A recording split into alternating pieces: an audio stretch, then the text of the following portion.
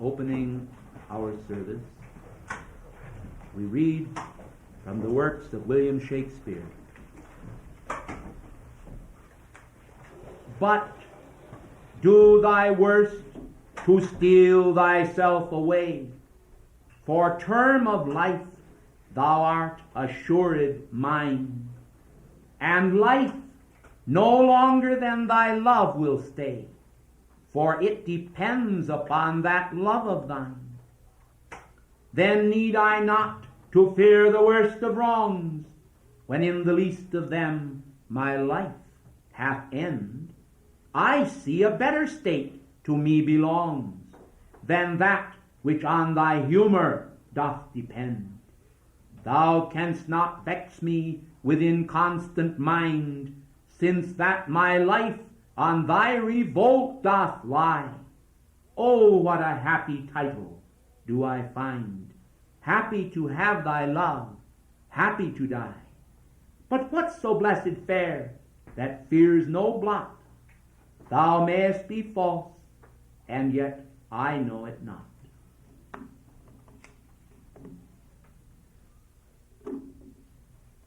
We will discuss this evening the purpose of life, the magnificence of life, consecration of life. And we will examine it first for a moment, and a brief moment alone, from the standpoint of our contemporary era. We see today the decay of organized religion upon the face of the earth from the standpoint of holding forth the flame, the vital flame, the vibrant flame of truth unto man. We see now at a time when religion is more gravely needed owing to the great scientific progress we have made and the tremendous potential mankind has to build the kingdom of heaven upon earth, that at the exact hour of the greatest need, we see the greatest failure. And understandably so, because the world, the contemporary world, appears a sham, and it appears, I say, to be void of true meaning to our lives. We do not understand the meaning of love. Love is not sensation. We do not understand the meaning of love. Love is not merely linkage.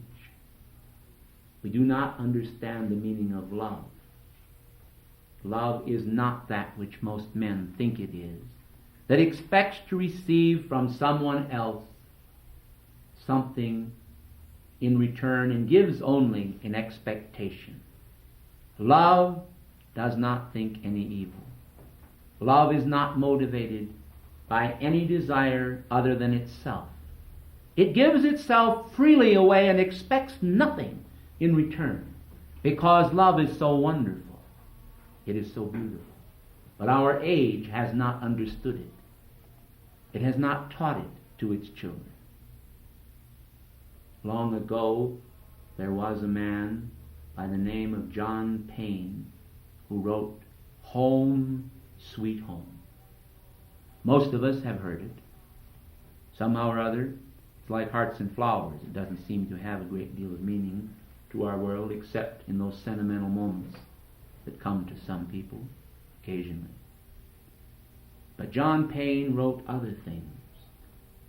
And those of you who know of the FDA, the Federal Drug Administration, banning of products and books in this world will also understand me when I say that one of the great writings of John Payne was banned and cannot be found in our libraries today.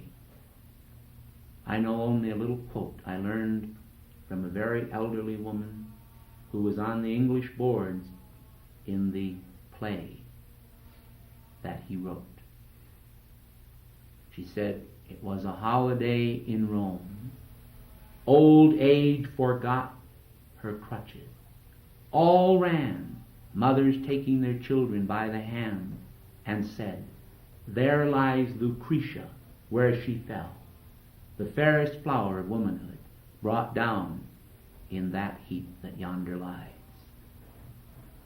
We should understand then, with the coming in of woman's suffrage, we have had a trampling upon God's concept of a woman, a 50% of our life upon earth, in effect. The maternal concept, the divine motherhood, the mother of the world, if you will, who seeks to bind together all of her children, who wants to reach out and bring the kingdom of heaven as a tangible reality into our world, finds a world diverted and turned, a world that has forgotten God and cosmic purpose, that has done more than that has mocked him and not understood his purposes. Yet, if there lies a star of hope at all in this universe, which I see with purpose and not without it, that hope is in God. It does not separate itself even from us, because God is synonymous with the term life. And all of us have a germinal spark resident not only within our physical bodies, but within that very combustible substance of consciousness that we all also have. In waking consciousness, and even in what we call the subconscious or the sleeping consciousness, there is a vital awareness, a comprehensive faculty that beats our heart, that instructs our lives in those little functions that keep body and soul together. We call it life. But it is not just a welter of sensation.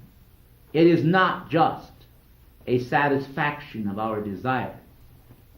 I believe that Jesus Christ said 2,000 years ago, I am come that ye might have life, and that more abundantly.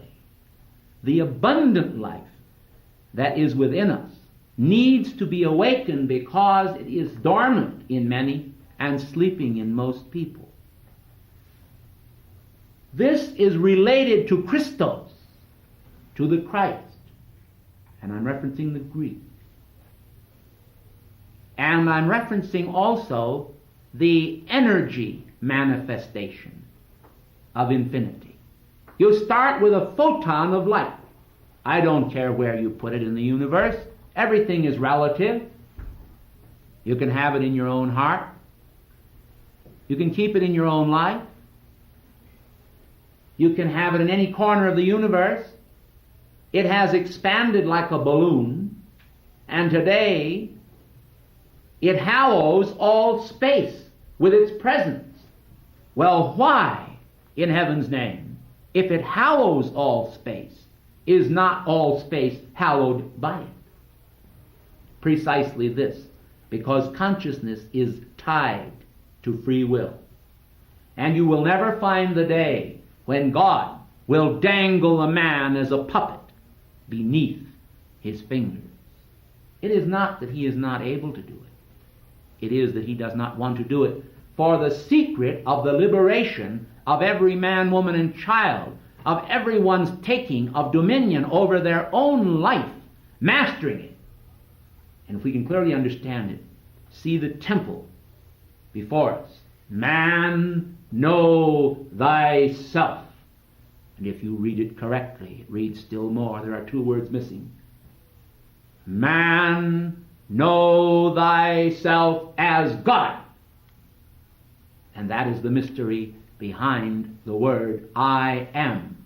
It is the mystery of being, consciousness, existence, bliss. And I'm referencing cosmic bliss. Why do I say this? Because as lovely as it may be to crush beneath one's feet the fruit of the earth, or to pick the fruit of the earth up and eat it, as lovely as it is, the titillation of the senses is not fulfilling all that God has ordained. We are referencing now the footstool kingdom. The footstool kingdom is the kingdom beneath the feet of God, beneath the feet of spirit. It is the schoolroom of earth. Earth is the schoolroom of the cosmos. I do not say that there are not other inhabited planets. I say that for our solar system, Earth is one of the schoolrooms, and its graduates find their way to the Father's many mansions. And I assure you that the purposes of God are not either microscopic or telescopic. They are all of that. And there are many more dimensions than we are aware of. You could take the head of a common, ordinary pin, that you pin your garments together, and 1,000 angels could dance on the head of that pin, because angels do not displace time and space. All things are relative. We could, if we would, compress the whole universe into a little bubble, no bigger than a ring upon our finger. We should understand that. We should understand that it is not necessary for us to do so, because God has a great deal of Lebensraum into which to expand the balloon of the cosmos.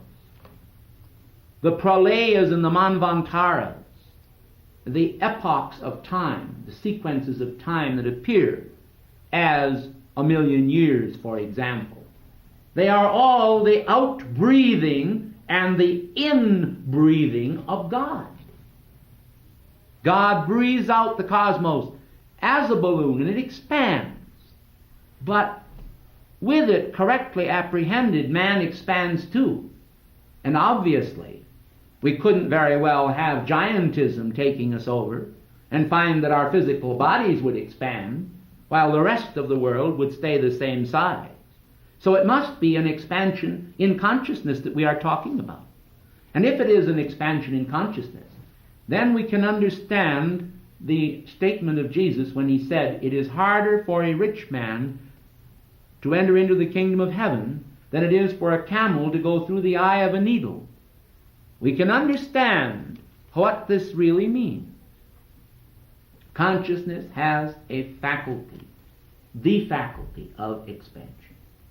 It is not limited or confined to our physical bodies.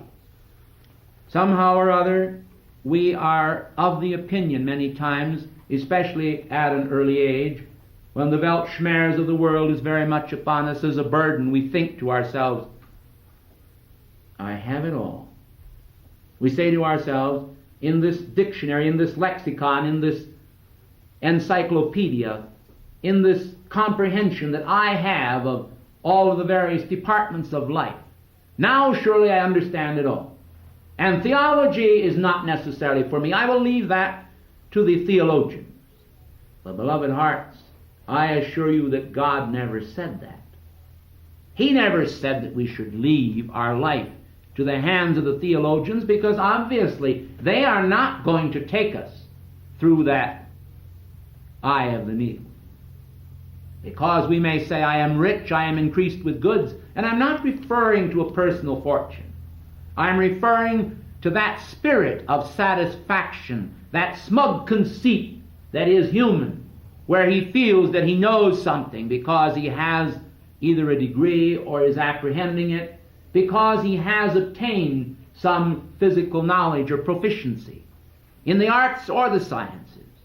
And I do not speak disparagingly of these, because do any of you suppose for one moment that Almighty God put together this cosmos on the basis of no knowledge? Could you imagine it? That a not-self would conceive of all that we see? Or are we merely figments of someone's imagination? But if so, whose? Descartes said, I think, therefore I am. Yes. But wouldn't it have been better to have said, I am, therefore I think? Because which came first, the chicken or the egg? Obviously, the egg would have to come first, wouldn't it? But then people say, well, who laid the chicken? Well, in this case, of course, we clearly understand that the conception of life was a master plan of the divine. It did not hatch itself. It did not lay itself. It was a conception of God. And God created. And it wouldn't really make any difference, you see, from that standpoint. What really counts is that we understand the emanation. We have the photon of light. We have out of that photon of light a living flame, within that photon of light, a blaze. And in that blaze we have the intelligence of the whole cosmos. I don't care whether it filled the cosmos as it was then in a state of infancy as a little balloon, or whether it was a massive universe as we witness around us today using a telescope. I don't care which it was in size. The Grund expanded into the Ungrund, and we see our balloon swelling, we see our light emanating, we see the light coming out of the Logos, and the Logos is the invincible Word of God. E is energy. There was an energy and a purpose within that photon of light, and that energy and that purpose was expansive, and that energy and that purpose blew out into the universe and exhaled, and it made many more like unto itself until the light itself was finally revealed. In other words, the photon becomes the massive light ray, the beam, the circle of light. Call it anything you want to, make it geometric. It doesn't matter. This is light, Christos, the light of the world. And without him was nothing made that was made, and in him was the life, and the life was the light of men. Let us go down now and let us make man in our image and after our likeness. Do we see and do we realize that God, in his infinite capacity, drew on nothing outside of himself, but he drew on everything within himself? Can we learn to go and do likewise? We have everything implanted in the heart, in the seed atom of our perfected being. We have it all. And you know what happens? Down through the ages, men have thought. And I'm going to tell you something tonight. The thoughts of the greatest men that have ever lived are here, just the same as their breath.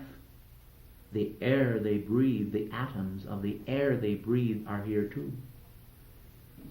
The air that went in the nostrils of Noah, of Abraham, of Isaac, of Jacob, of the great Master Jesus, of every great man. They are all being breathed by us today, these atoms. We take it in all the time. And do we understand that? Do we understand what it really means? It means that their thoughts are also here to be picked up by men and women in this current age. And this age seems to be a scientific one.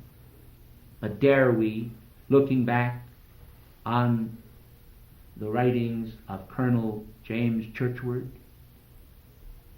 who was the author of The Land of Mu, dare we for one moment suppose that there has never been another age like this one? Do we suppose that our inventions came forth in 5 or 10 short years? Do we suppose that a Faraday or an Edison or a Firestone or a Henry Ford or one of these great men, a Marconi, it doesn't matter, do we suppose that they and they alone held the secrets of the universe? Were there not other capable men who could have also discovered the same secrets that they brought to this world? Of course. But they were endowed by God with a soul memory. It stirred deeply within them. They were priests from another era, priests of the sacred fire upon Atlantis, and they had soul recall. It doesn't matter whether they believed in God or not. The soul is God. It is a drop of God. If we take our finger and dip it into the ocean of infinity and we bring it up, and there we see that glistening pearly drop, that is a part of the whole ocean. One day rolling and tossing, one day underneath, playing hide and seek with little fishes in the very depths of the ocean, or down with the seashells. The next moment, dancing in the sunshine. that drop of water is the flow of infinity into our lives. We must understand what this means to us. It means that we have a part in the universe, in the act of creation. We are not cast upon some desert island of time and space. We are not Robinson Crusoes in the modern age, living here cut off by God or by conspiring forces from ever understanding what or who we are. We are, by divine decree, ordained to understand ourselves in depth and to master ourselves. But the choice is ours. No one in this organization is going to tell you, you have to do this, or you have to believe this, or you have to do that. Whatever you do in this organization will be because you want to. Yes. But I think you would want to only because you would understand at last exactly what we are talking about. What God spoke about in the beginning. What is the infinite science by which everything was wrought. I've said it before and I'll say it tonight for some of our people that are here perhaps for the first time, that God conspired greatly and beautifully to create this universe. And I want to say something about that. If I took a sack, a little paper bag that you put items in from the dime store, the grocery store, the drug store, or anywhere, and I take that sack and I put inside of that sack all of the parts of a Swiss watch, and I go into an airplane flying at 5,000 feet, and I throw them out the window, but I keep the sack, and all the parts come a-tumbling down, and they hit the ground, and they form themselves into a Swiss watch. Then you begin to realize something about the cosmos too. Because the cosmos is very fearfully and wonderfully made, and so are your physical bodies, and so is the outreach of your mind. A man recently brought me a book entitled Psychic Discoveries Behind the Iron Curtain. Somehow or other in the Volga boat song, we get the Slavic heaviness. We get and develop that feeling of heaviness and sternness and austerity, almost a product of Dostoevsky's mind. And we say to ourselves, what is behind the Iron Curtain, the land of the Romanovs and now the land of the Soviet Union? They deny God. They are atheistic. In their communism, they have felt that the perfect society was the perfect answer to the riddle of life. But how can it be that if a man solves a riddle, if he could, if he solves every riddle in life, the human riddles, and then winds up in the grave, what is the purpose of it all? And so, we begin to understand that there they have finally acknowledged and are working upon, with great understanding, some of the mysteries of God's geometry. They have a pyramid, and that pyramid has been constructed and is being marketed in the Soviet Union. And you place a razor blade inside of it, and the razor blade is sharpened automatically by the forces of light in the universe. If you put meat at a certain spot, the exact spot in that pyramid, fresh meat will keep indefinitely. Now, you begin to understand in the geometry of God that this is a fearful and wonderful made universe, and you can't quite understand how people do not understand about God and about themselves, because man is divine. Man is divine because of divine endowment. Man is not an animal. You cannot find an animal that can stand out here with any more than simple consciousness, like a dog or a horse. They can be awfully smart. But they don't have that self-conscious awareness. They seem to be a part of almost the group soul. It is as though they were a little cog in a wheel that was slipping around, and they fulfill their raison d'etre. But here are we. We can not only be aware of the horse and the dog and the cow and the chicken and the pig, but we can also be aware of ourselves. We can be aware of God. And I want to say something tonight, that I have made contact with God. And so have many of our staff. And in the contact that we have made with God, we have sensed the electrical impulses of God, vibrating so highly and so rapidly and so beautifully, with such joy and such flow into our lives, that nothing is impossible unto us. Someone will say, why don't you make gold bricks? Well, dear hearts, our role is not to demonstrate that type of magic. Our role is to awaken hearts and souls to realize what divine magic is inside of them. And let me tell you that you can contact God. And no one, either behind the Iron Curtain or on this side of the Iron Curtain or anywhere on this earth, can tell us that we did not have genuine and real experiences. Yes, I know something about the Holy Spirit. I know something about divinity within man. And what I know about it is to communicate it to people and say to you that you can have an awakening, a spiritual enlightenment occur in your life. Call it cosmic consciousness. Call it the Rose of Sharon. Call it a spiritual experience. Call it whatever you will. A rose known by any other name smells just as sweet to the soul. And the soul within you is hungry to be awakened. You know why? Do you know the meaning of the cross? It is not a Roman instrument of torture, and it has nothing to do with the birth and death of Jesus Christ, because the cross existed before he lived. I'm talking about a cross of light and a geometric figure. I'm not talking about the crucified cross. I'm talking about the cross itself. You take your hands and put them out like this.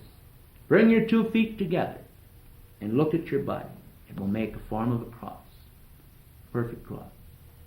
And what do you think is crucified inside of you? Why, God himself. That is the life of a man. And that's what goes out. Who is so foolish, so ridiculous to suppose that there is no God? What do we find in the case of military operations? They always say that there are no atheists in the foxholes. Well, you don't have to be in a foxhole. You can get in a pretty bad jackpot in this life. You can get in a situation that becomes so frustrating to you that you don't even want to live, you think, for a moment. Every year, hundreds of people, as a rule, jump off of bridges. San Francisco has a bridge up there. And there's a lot of other places in the world. Tall buildings. And then there's people who commit suicide at home. Why don't they want to live anymore? Because they don't understand why they're living in the first place. And they cannot cope with the problems of life. Who is crucified inside of that body? God. But there's a law in this universe that works very proficiently, and I'd like to explain it to you tonight. That law that they have, I'm speaking by they, the karmic board, the cosmic hierarchy, the spiritual masters that compose hierarchy. And this is the law. It's the law of the electron. Oh yes, you know all about electrons. I don't care if you know the relativity of Einstein. If you can explain all that Einstein explained and then some, it doesn't make a bit of difference. I'm still going to tell you something. There is a process called flow, F-L-O-W, 4 words in our language.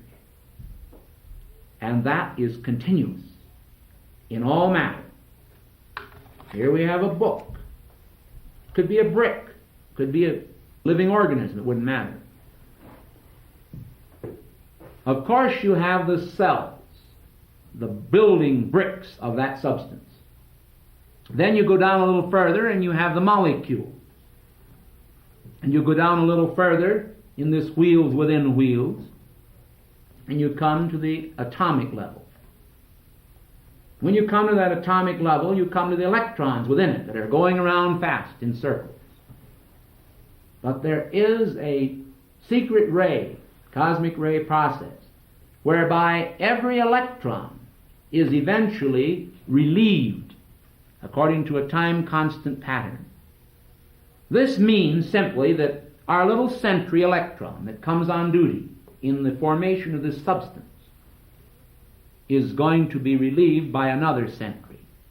And the process of flow creates repolarization as atoms and electrons are called back to the sun for recharging. And then they are replaced in substance. And tremendous energy is employed in all organisms. Why, even a brick that seems as dead as a doornail, it has life inside of it because it's filled with electrons. Basically everything is the light emanation or the Christos. This is all through the universe. How can anyone deny the Christ then? I'm not talking just about Jesus Christ. He was a great soul, a great adventurer for God, who did indeed rise from the dead. But I'm concerned about you. I want to get across to each and every one of you that you do not ever have to die. Why? Because you are a product of God.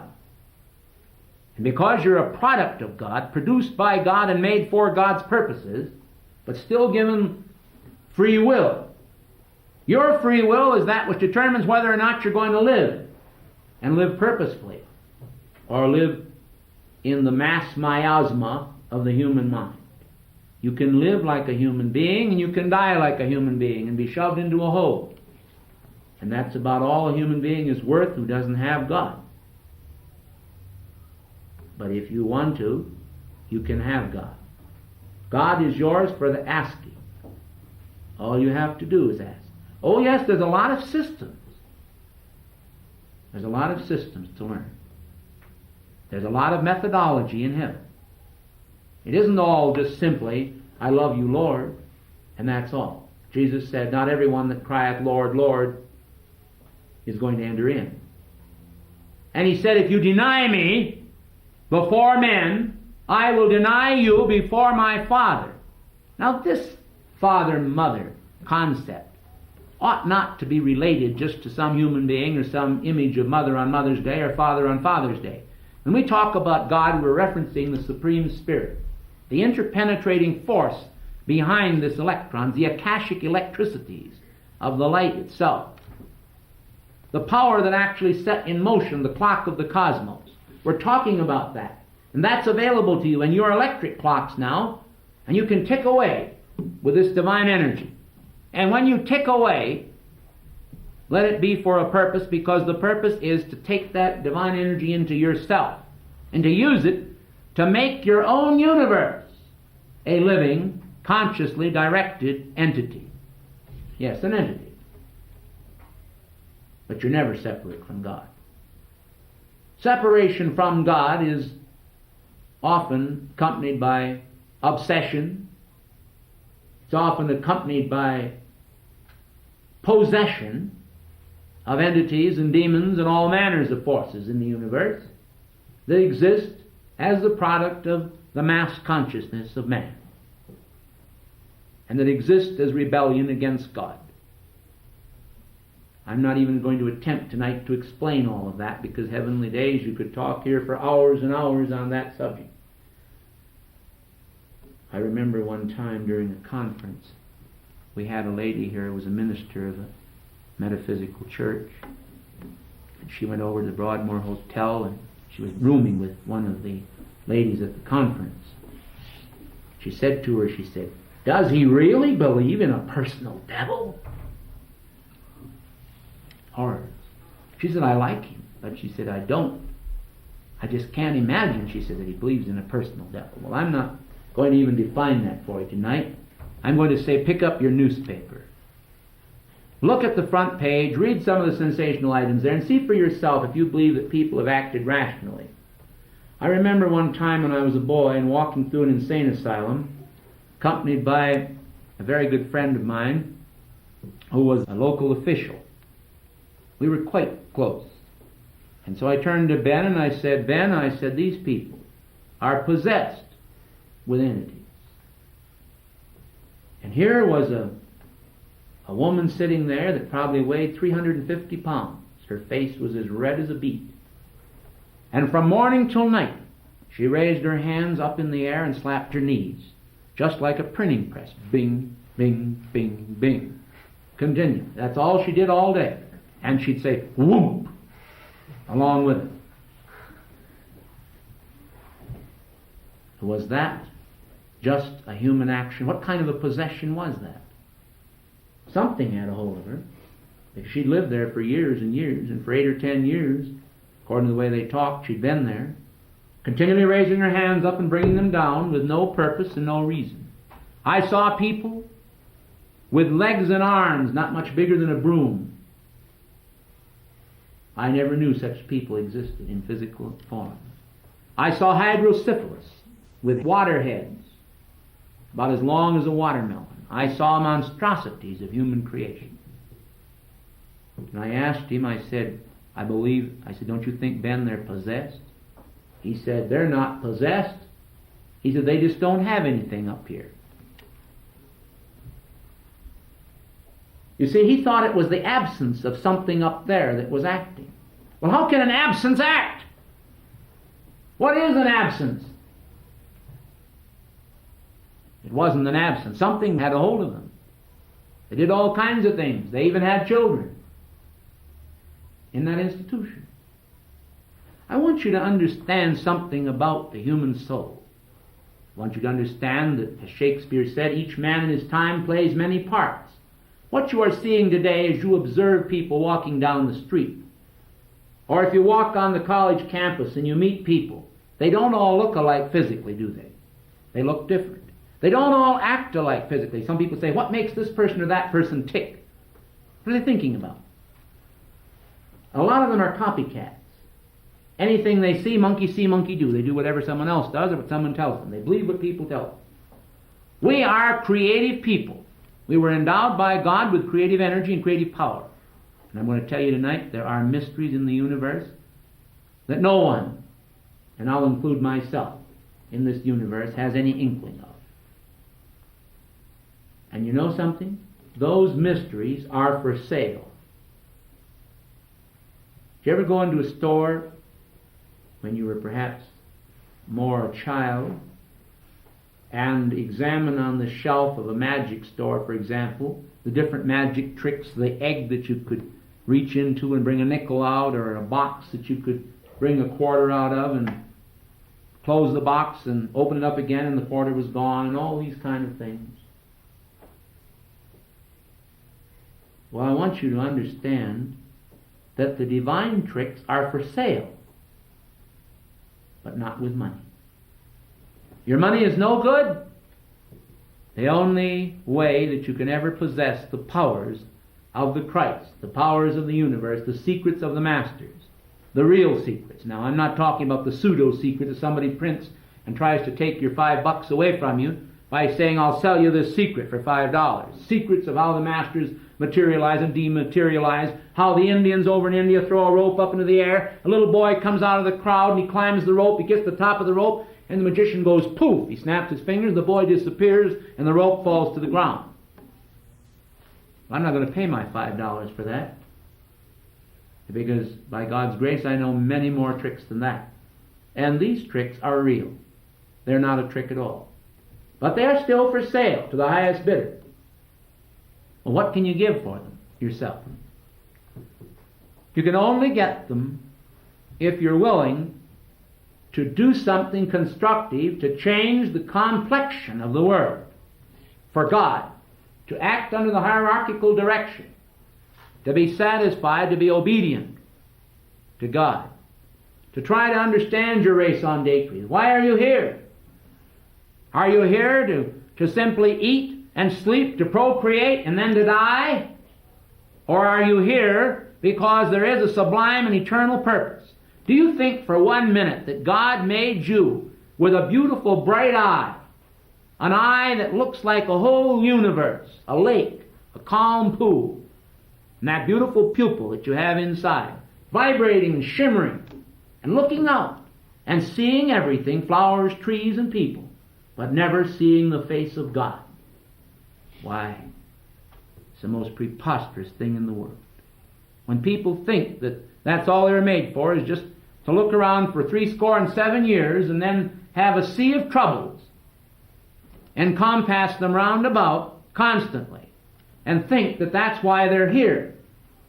They are here to receive the majesty of God, and they are here to begin to use it. And if you think we have impracticality in this place, let me tell you something tonight.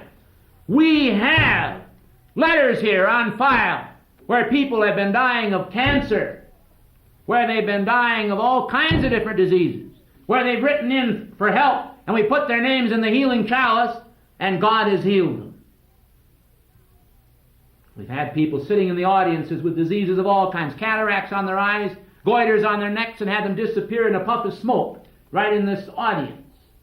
And our people know it, and they've seen it, and they've talked to the people, and they've written to us. They've been checked by medical doctors. There is a power in you that is far greater than you dream of. And you ought not to suppose that just because that power exists, that everybody in the universe that's sick is going to be healed. Because Jesus Christ did not heal everybody. Did you know that? Why? Because there are karmic reasons why some people are sick. They asked him this question: who did sin, this man or his parents, that he was born blind? Well, don't you see how that proves reincarnation? Who did sin, this man or his parents?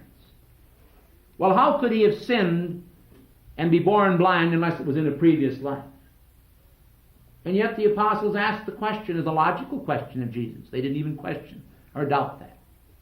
But Jesus answered and said, neither this man nor his parents sinned, but he was born blind that the glory of God might be made manifest in him. So you see, there are many answers to many questions. We do not have a simple little stand-pat answer. And you aren't going to get from me tonight, although I'd gladly give it to you, if I could. You're not going to get from me tonight the answers to all your hidden questions. You know why? I'll tell you why. First of all, some of the answers you wouldn't understand, even if I told you. And that's not an egotistic statement, because it wouldn't matter whether I was here or who was here. I don't care who would be here. You still wouldn't understand. You cannot explain everything in words. Some things can only be experienced. Number one. Two, most people have a mess of preconceived notions about everything. And they don't let go of those ideas all overnight and just at once, just like you snap your fingers. Even if they want to. I remember in my own experience, when the doctrine of re-embodiment was first proposed to me, the idea that I had lived before, well, this was contrary to the Methodist Church, and I was born a Methodist. So right away I said to myself, poppycock, nonsense. I said to myself, why, this isn't even scriptural. And I didn't understand what Theodora and Justinian did to the Bible. You got some preachers here in this world today, you know what the preachers tell you? They'll tell you that God has put a ray on the Bible, and that ray is so powerful that nobody can ever change the Bible. Ridiculous. This is the most ridiculous idea that has ever been postulated. They have changed the Bible in my own lifetime about 20 times, and they're coming out with new editions right now. And I can produce the proof of that. So they've changed the Bible, and they've changed it over and over again. They've left out all kinds of truths from it. I remember one time in a talk I had with Jesus, we were discussing this statement: no man can see God and live. I said, Jesus, I said, this is a statement that seems to close the door. That if a man gets enough spiritual development where he sees God, then he dies. Jesus said, that is not the complete statement. He said, shall I give it to you? I said, please do. And he went into the deep Akashic records, and he brought out from it something that tingled my spine, and I think it'll tingle yours. He said, no man can see God and live as man, is what it originally said. I'll say it again. No man can see God and live any longer as man. You see.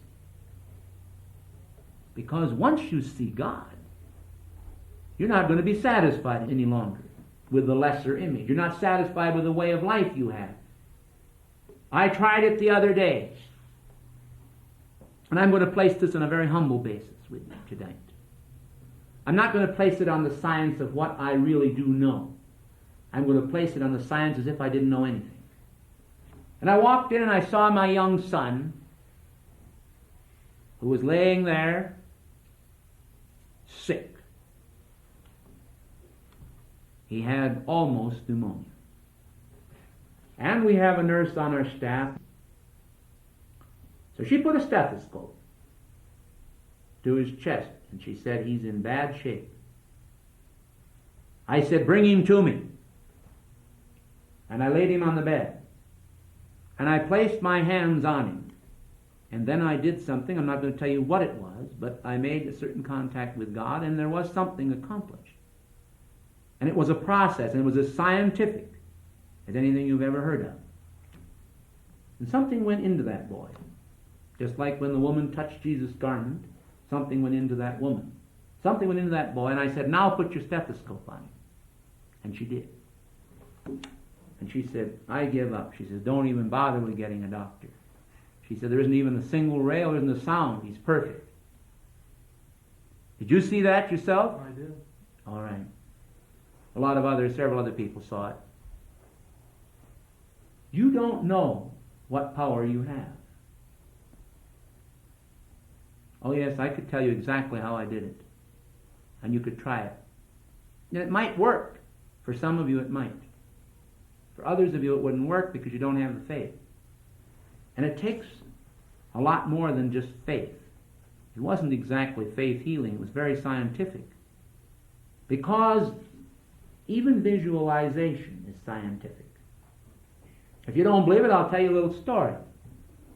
In a certain plant in the United States where they make tires for aircraft as well as tires for cars, a group of men decided one day that they were going to play a trick on one of the men that had been there probably about 30 years of his life. And so when Ernie came to work, the first guy that saw him, who was in on the trick, said, Ernie, you look awful pale. And then pretty soon, another guy says, Ernie, do you feel well? You look terribly, terribly pale. Oh, he says, I feel fine. He said, I'm just fine. There's nothing wrong with me. So a little bit later, somebody else comes and says, Ernie, you look sick. You look green around the mouth. He said, gee, I feel fine. I'm all right. 11:30 in the morning, Ernie went home sick. And deathly sick. And it wasn't a very clever trick at all that they played on him. It was a very sinister and wicked thing. But people don't understand these laws, and they often violate them.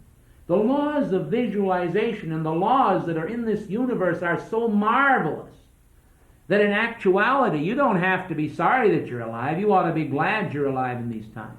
Because the kingdom of heaven is going to manifest. As far as potential though, if we can only hold our faith and our visualization, why, I'm telling you, in spite of all the appearances to the contrary, in spite of all the headlines in the papers, in spite of all the hopelessness in the situation, in spite of the degradation of party politics, of Democrats and Republicans and rats and everything else that goes with it, and in spite of all of the communism and socialism and Fabian socialism and fascism and all of the different isms that are in the world, that are supposed to be anti-this and anti-that, and all of the anti-God people, and all of the people that doubt, and all of the questioning, and all of the treachery, and all of the trickery, in our time we may well see the beginning of the kingdom of heaven coming to this earth.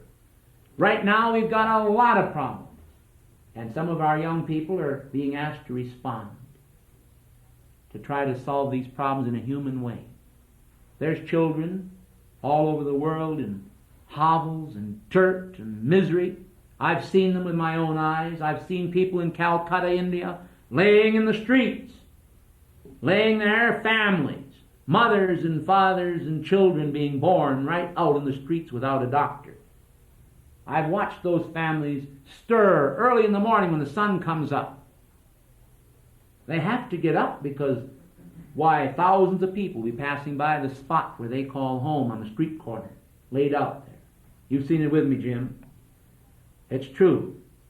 And these are primitive and terrifying conditions. They're in Africa, they're in India, they're even in America. I've seen homes on stilts down in the South where kids are playing with all kinds of vermin and even eating the bugs. And I've watched the television through the windows that weren't there. There was just a hole cut in for the windows. And there were shades that were hanging tattered and probably had for years. Tobacco Road. I've seen it here in America, in Mexico, all over the world we see it. You have a lot of problems. And I look also on the mansions on the hill, and I see the people with vast holdings. Now, I also hear the sounds of people's voices, the rumblings from the ghettos, people coming out and saying, oh yeah, they've got it made, they're rich. And then I hear the rich saying, well, I wouldn't let my children play with those people because they're not cultured.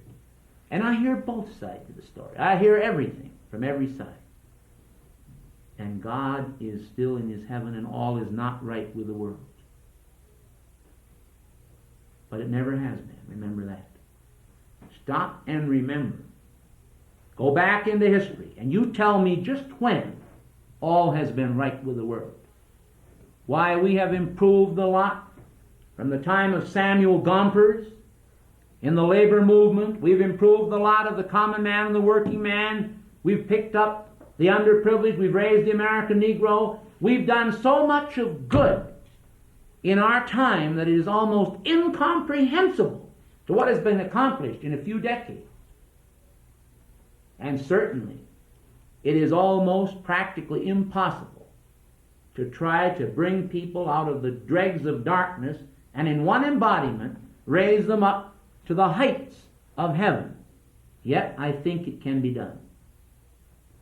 I remember many years ago when the Summit Lighthouse first begun and we had only 200 members. That was some time. 200 to 25,000 or so is quite a bit of difference, and growing. So I stopped in a little town in Missouri, or in Misery, maybe I should say. And I drove past cotton gins, and the cotton gins were just thick on all sides of the road, and finally I got out into the land of cotton. And there out across the broad plain was a little hut. And I was told that a certain gentleman lived in that hut with his wife, and I asked for him by name. I won't mention his name, but I knew him well. That is, by his correspondence, because every single week we got a letter from him that said, I thank Master Moria for the pearls of wisdom and for the Summit Lighthouse. God bless you all. Signed, and there was his name. So I got inside of that house, and I went through every room, and the house was as big as this sanctuary cut in half. It was just half the size of the sanctuary. Not even quite that. Maybe a third would be better. There were 2 rooms in it, and a pot-bellied stove. And an elderly Negro cotton harvester and his wife lived there. And they had 2 or 3 sons in the United States Army, and they had plastered every pearl that we had ever written on their wall for wallpaper. And on the bed was a dog-eared Bible. And on top of that, every recent pearl was on the bed and underlined with a pencil. And they had looked up every word in the dictionary that they didn't understand. And they studied it all. And they were emerging into a higher culture of divine life by the grace of God. So I don't stand too well to accept this idea of the superiority and the inferiority of people. I think people, at any time that they get hold of the hand of God, if they have a little sensitivity to God, not sensitivity training to man, I don't approve of that. I approve of the sanctity of the human temple of God that is your body. But if you have sensitivity to God, if you can receive the divine light, the radiation, and understand what that is, what it means, you will understand that to replace every ism, to replace every party, to replace every human being is the divine image and the authority that God will ultimately vest in man, which we call the kingdom of heaven. The kingdom of heaven is so beautiful because they will come from the east, the west, the north, and the south. And they will sit down in the kingdom of heaven and they will devise a means to answer every human problem by divine answers. And there will be no hunger, there will be no thirst, there will be no sorrow, there will be no night. There will only be the light of perfection as God created man in. I don't suppose that tonight I could raise everybody's eyelids high enough to be able to see this. Everybody. But I believe some of you will grasp it. You will touch the hem of its garment. And I hope that God will change your thoughts if they need changing. If they don't need changing, then I hope that He will set before you a higher vision. Because without vision the people perish. Unless you have the vision of divine love, unless you understand what love is. It is not selfishness. It is not immersion in a cauldron of self. It is not self-pity where you sob and feel sorry for yourself. It is not a spirit of aloneness, but is a spirit of all oneness. That is what God is. We don't have to worry. We swim in a sea of light. And we are victors. And the power of God's might and the power of His right will change the world until one day, not too far away, the kingdom of heaven will become really a possibility on this earth. It will come into the temple of men's lives, not necessarily because of physical organization, but through physical organizations like ours, the word of it will be broadcast. But in reality, the organization is the Great White Brotherhood. And in reality, the organization is the cosmic hierarchy.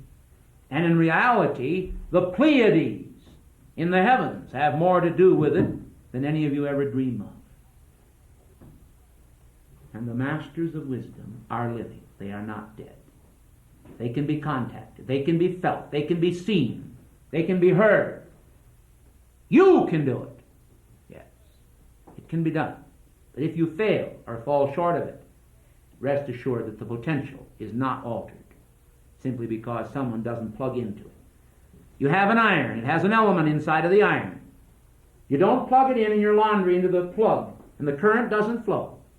Don't blame the receptacle. Don't blame the wire. Don't blame the generator. Don't blame the man at the power plant. Don't blame the fellow that built the iron. Blame yourself for not plugging it in. A lot of people have been called on service call. I mean television repairmen. And they've got there and found out the people had forgotten to plug in the television set. Have you forgotten to plug in God? Thank you.